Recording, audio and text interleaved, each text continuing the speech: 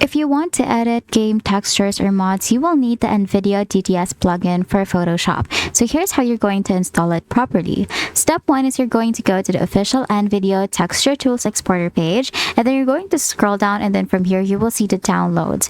You will go to the download and download the plugin compatible with your Photoshop version.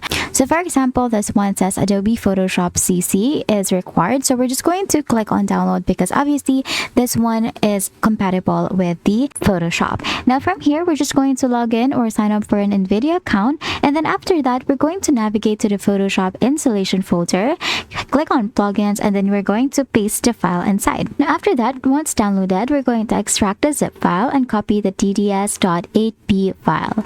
We're going to navigate to our Photoshop installation folder and then click on plugins and paste the file inside. Step 4 is we're just going to restart Photoshop, and when you open or export an image, you will now see .dds as an available file format under Save As.